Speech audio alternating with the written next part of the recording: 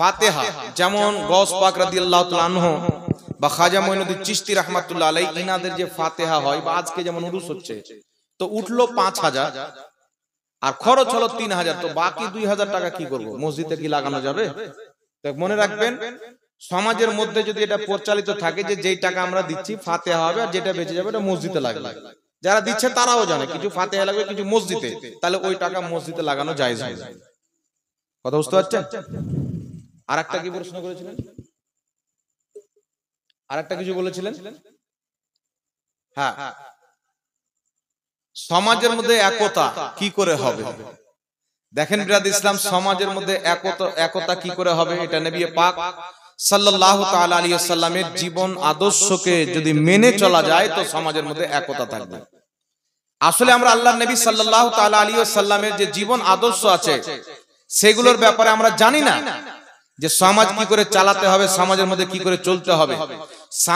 সমাজের যারা মেন দায়িত্বে আছেন, নেতা মাথা আছেন, কমিটির দায়িত্বে আছেন, তাদের কর্তব্য হচ্ছে কোন ব্যক্তি, যেমন আপনাদের গ্রামে এসে আমি শুনতে পেলাম যে কিছু লোক মসজিদে নামাজ পড়তে আসে না, তো গ্রামে অবশ্যই কমিটি আছে, তো ওই কমিটির দায়িত্ব হচ্ছে কোন একজন যোগ্য মুফতিকে ডেকে, কালিয়াচকে মুফতির পালা লাগা আছে। এখন তো কালিয়াচক আঞ্জুমানের কাজ দারুল কাজা কাজীও তৈরি হয়ে গেছে, তো এলাকারকে ঐক্যবদ্ধ রাখার তরিকা হচ্ছে যে মেন একজন মুফতিকে ডেকে, তাদেরকে ডেকে আমরা শরীয়তের মাসআলা জানবো। সে যে মসজিদে নামাজ পড়তে আসে না সে কারণটা বলবে, তার কারণটা কি যে সে মসজিদে নামাজ পড়তে আসে না, তাহলে সেই মুফতি এসে যে ফয়সালাটা দিবে ওই ফয়সালা উভয় পক্ষকে মানতে হবে, তাহলে আর দ্বন্দ্ব থাকবে না। থাকবে কি বাবা? কথা বুঝতে পারছেন? আল্লাহ পাক পবিত্র কোরআনে বলছেন ফাসআলু আহলা যিকরি ইন কুনতুম লা তা'লামুন, যেটা তোমরা জানো না যারা জানে তাদের কাছে গিয়ে জেনে নাও। তো আমাদের কর্তব্য হচ্ছে যদি সমাজের মধ্যে কোনো মসজিদকে নিয়ে ধর্মীয় বিষয়ে কোনো বিভ্রান্তি হয়, তাহলে সমাজের যারা মেন দায়িত্ব আছে তিনাদের কর্তব্য হচ্ছে যোগ্য আলিম মুফতিকে ডেকে তার সমাধান করে সমাজকে ঐক্যবদ্ধ করে দেওয়া। বাকি কথা হচ্ছে আমাদের সমাজের মধ্যে আরেকটা জিনিস দেখতে পাওয়া যায় বিভিন্ন সমাজে, যে মানুষের সাথে মেল নাই, মানুষ মানুষকে দেখতে পারে না, এক মানুষ অপর মানুষের গিল্লা করে। তো আমরা নবী মুস্তাফার আদর্শকে পাইনি। মনে রাখবেন, একজন মুসলমান যদি আরেকজন মুসলমানের সাথে সম্পর্ক 3 দিনকার বেশি পার করে দেয়, 3 দিনকার বেশি যদি চালা না করে, তাহলে সেই ব্যক্তির জন্য ফতোয়া হচ্ছে আল্লাহ তাবারাক ওয়া তাআলা তার প্রতি নারাজ হয়ে যায়, তার ইবাদত আল্লাহর দরবারে তাড়াতাড়ি কবুল হবে না। কথা বুঝতে পারছেন? তাড়াতাড়ি কবুল হবে না। আর আপনার আমার যদি মনের মিল না থাকে, যেই ব্যক্তি তারা দুইজনকে মিলিয়ে দিবে তার প্রতি আল্লাহর জান্নাত ওয়াজিব হয়ে যাবে।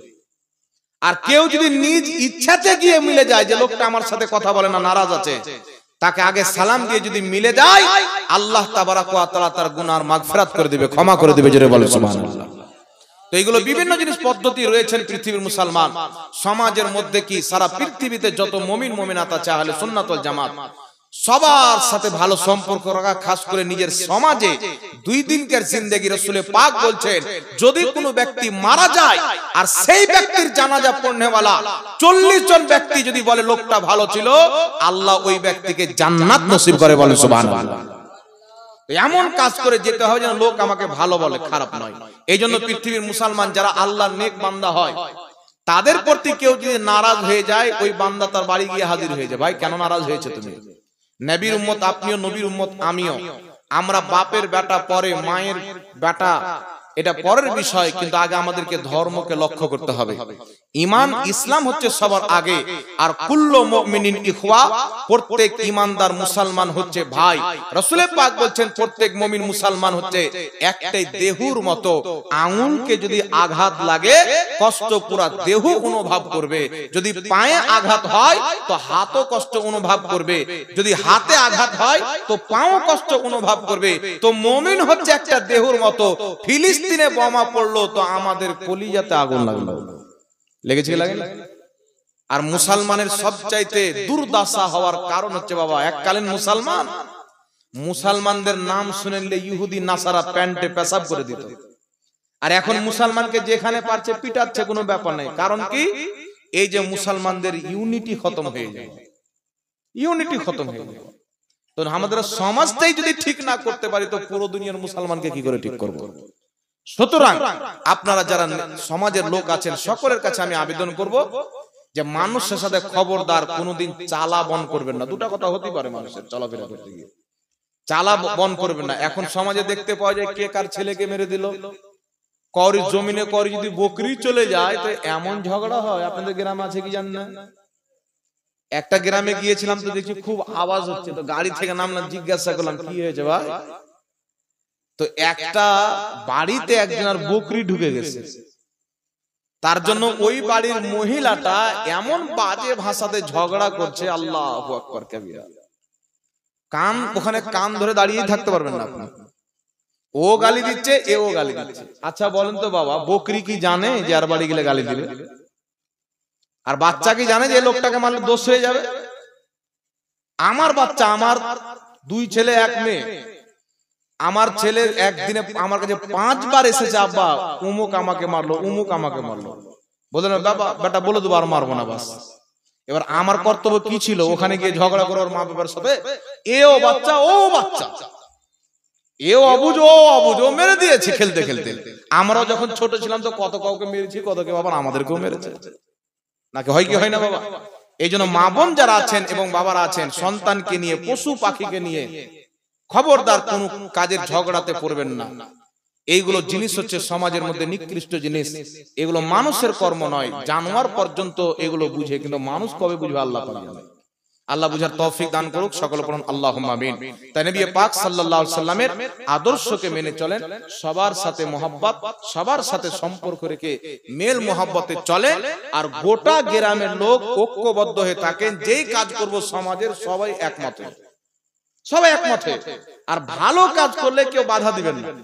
আপনাদের মোথাবাড়ি থানাতে একটা গ্রামে আসলাম, তো বলছে হুজুর আমরা মসজিদ 2 তালা করবো, তো 10-12টা লোক বিপক্ষে দাঁড়িয়ে আছে। তো মসজিদ 2 তালা করবে তো 10-12টা লোক বিপক্ষে কেন দাঁড়াবে বলেন তো? ও কি সমাজের টাকা নিয়ে বাপের 2 তালা দিচ্ছেন? ও তো আল্লাহর ঘরই দিচ্ছে। ওটা তো আপনারও মসজিদ হবে, আমারও মসজিদ হবে। মানে ওদের জ্বলন হচ্ছে যে নামটা এদের হবে, কমিটি আছে, এরা কমিটি আছে হচ্ছে। তো আপনি যে দান দিচ্ছেন, তো মেন নেকি পাওয়ার অধিকার তো দানই দে। এ দান না দিলে মসজিদ হবে না, দান না দিলে মাদ্রাসা হবে না, তো প্রথম নেকি তো আল্লাহ আপনাকে দান করবে। তো আপনার কিসের চিন্তা আছে? এই জন্য ভালো কাজকে সমর্থন করা, খারাপ কাজকে ঘৃণা করা।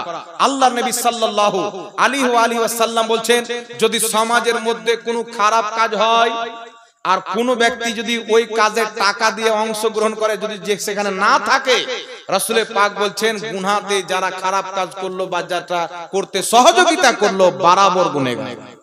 কেউ সৌদি আরবে আছে, গ্রামে ঢোল খেলা হচ্ছে, সৌদি থেকে 500 টাকা পাঠালো, আমি দিচ্ছি ঢোল খেল, তাহলে এরা খেলে যা গুনাহ পাবে ওই যে 500 টাকা দিল ও গুনাহ পাবে। আর যদি টাকাও না দেয়, সমর্থন করে, সমর্থন করাতে খেলনেওয়ালার আর সমর্থন করার দুইজনের গুনাহ হবে বরাবর। আর আপনি ঘৃণা করছেন, শরীয়তের হুকুম কি? প্রথম হাত দিয়ে রুকো, না পারলে জবান দিয়ে রুকো। সেটার যদি ক্ষমতা না থাকে তো অন্তর থেকে ঘৃণা যেন চলে এসো, তাহলে আপনার ঘাড়ে আর গুনাহটা যাবে না। এই জন্য পৃথিবীর মুসলমান ভালো কাজ যদি হয় তাকে সমর্থন করবেন সবাই মিলে, আর খারাপ কাজ হলে তার বিরোধিতা করতে হবে। আল্লাহ পাক বুঝার তৌফিক দান করুন। দেখেন বিরাদ ইসলাম, রাসূল পাক সাল্লাল্লাহু আলাইহি সাল্লাম বলেছেন, তোমরা হচ্ছে দায়িত্বশীল, আর প্রত্যেক দায়িত্বশীল ব্যক্তির দায়িত্বের হিসাব আল্লাহ পাক নেবেন, তাকে তার হিসাব দিতে হবে। সুতরাং আপনারা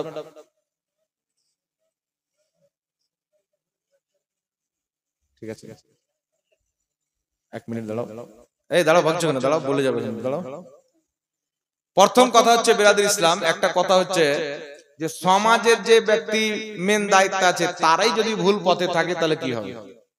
মনে রাখবেন, সমাজের লোক, মসজিদের কমিটি বা সমাজের মন্ডল অযোগ্য ব্যক্তিকে রাখা মানে কিয়ামতের আলামত। রাসূল পাক বলেছেন, অযোগ্য ব্যক্তিকে যখন কোনো মাসনাদে বসানো হবে, যেই জায়গাতে বসার তার যোগ্যতা নাই, যেই পদে থাকার, ওই পদ যখন দেওয়া হবে তোমরা মনে করে নেবে কিয়ামত অতি নিকটে আছে। তো যেমন মসজিদের কমিটি হয়, অনেক জায়গায় দেখতে পাওয়া যায় সুদখোর, নামাজ পড়ে না, ও যাচ্ছে কমিটিতে। বেনামাজিকে মসজিদের কমিটি রাখা টোটালি জায়েজ না, একবারে না জায়েজ। যারা রাখবে তারা পাপী হবে। তো সমাজের মধ্যে যেই ব্যক্তির দায়িত্ব আছে ওই ব্যক্তি যদি তার দায়িত্ব মোতাবেক না চলে আর শরীয়ত বিরোধী কাজ করে, তাহলে তার কাছ থেকে দায়িত্ব ছিনিয়ে নিয়ে যেই ব্যক্তি দায়িত্বের যোগ্য আছে তাকে দায়িত্বটা দিতে হবে। কথা বুঝতে পেরেছেন? তাকে দায়িত্বটা দিতে হবে।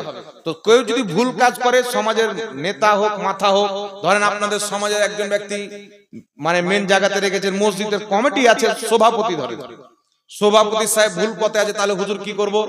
তো গ্রামের লোক বসে সভাপতিকে বলেন এটা আপনার ভুল হচ্ছে। ও যদি শুধরে নেই তো আলহামদুলিল্লাহ, আর না শুধরে ভুল পথে থাকে তাহলে ওর পথটা চেঞ্জ করে দিতে হবে, নিজে ছেড়ে দিতে হবে। এটা হচ্ছে শরীয়তের ফয়সালা।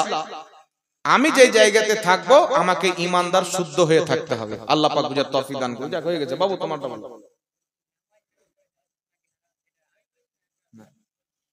একটা মানুষ বলেছেন নামাজ না পড়লে জালসা শোনা হারাম। তো জালসা না শুনলে ওই নামাজি কে বানাবে? ওর বাবা বানাবে নাকি? দেখেন ইসলাম কিছু লোক এটা ধারণা মানুষকে দিতে চায় ওয়াহাবিদের মধ্যে, নামাজ পড়ে না জুলুস করছে, নামাজ পড়ে না হুসেনের মহরমের জালসা করছে, এইগুলো মানুষের মধ্যে একটা গালাত তাআসসুব দিতে চায়, ভুল ধারণা। একজন ব্যক্তি নামাজ পড়লো না, ওই মৌলবীকে বলবে যে নামাজ যখন পড়ে না তো তোর মাদ্রাসায় আবার দানও নিস না, তোর মসজিদে আবার দানও নিস না। তো যখন বেনামাজি ব্যক্তির দান চলে তো ওই লোকটার জালসা শোনা চলে, বরং বেনামাজিকে জালসা বেশি করে শুনতে হবে। কারণ কখনো আল্লাহ জালসা শোনার মাধ্যমে যদি তাকে নামাজি বানিয়ে দেয় নাকি? আর জালসাতে যাবে তেই তো 10টা কথা শিখবে। রাসূল পাক সাল্লাল্লাহু আলাইহি ওয়াসাল্লাম বলেছেন তাফসীরে কবিরের মধ্যে হাদিস, আল্লাহর নবী বলছেন যখন কোনো ব্যক্তি দ্বীন শিক্ষার ইরাদা করে আল্লাহ সঙ্গে সঙ্গে তার প্রতি রহমতের ফেরেশতা নিক্ষেপ করে। যখন বাড়ি থেকে দ্বীন শিখবো বলে বেরিয়ে যায়, জিবরিল আলাইহিস সালাম তার কদম তলে নিজের ডানাকে বিছিয়ে দেয়। ওই ব্যক্তি যদি রাস্তাতে মারা যায়, দ্বীন শিক্ষার প্রতিষ্ঠানে উপস্থিত হতে পারেনি, তাহলে সেই ব্যক্তিকে আল্লাহ শহীদের মর্যাদা দান করে। আর ওই ব্যক্তিকে যখন কবরস্থানে দাফন করা হয়, তার ডান দিক বাম দিকের 40টি কবরের আযাব তার কবর হওয়ার বরকতে আল্লাহ ক্ষমা করে দেয়। বলেন সুবহানাল্লাহ। তো দ্বীন শিখতে কোথায় যায়? এক মাদ্রাসাতে, নচেত পীর সাহেবের খানকাতে, নচেত জালসাতে। এটাও একটা দ্বীন শিক্ষার জায়গা। ওয়ালাইকুম আসসালাম।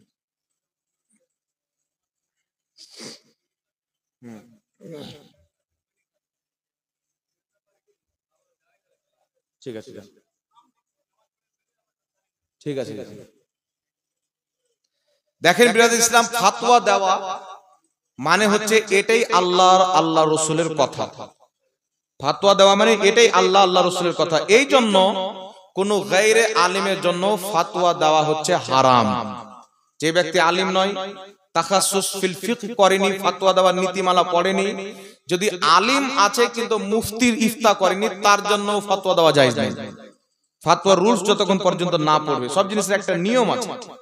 এই জন্য বর্তমান জামানাতে অনেক লোক বেরিয়েছে যেটা হারাম নয় সেটাকে হারাম বলতে চায়। মনে রাখবেন, কোন জিনিস যদি আমার দৃষ্টিতে খারাপ লাগে সেটাকে কি আমি হারাম বলতে পারবো? শরীয়ত যতক্ষণ পর্যন্ত খারাপ বলবে না ততক্ষণ আপনি হারাম বলতে পারবেন না। রাসূল পাক সাল্লাল্লাহু আলাইহি ওয়াসাল্লাম বলছেন, হারাম ওটাই যেটাকে আল্লাহ কোরআনে হারাম বলেছেন, হালাল ওটাই যেটাকে আল্লাহ কোরআনে হালাল বলেছেন। যেটাকে আল্লাহ হালালও বলেননি হারামও বলেননি, ওটা মুসলমানদের জন্য জায়েজ এবং ক্ষমা আছে।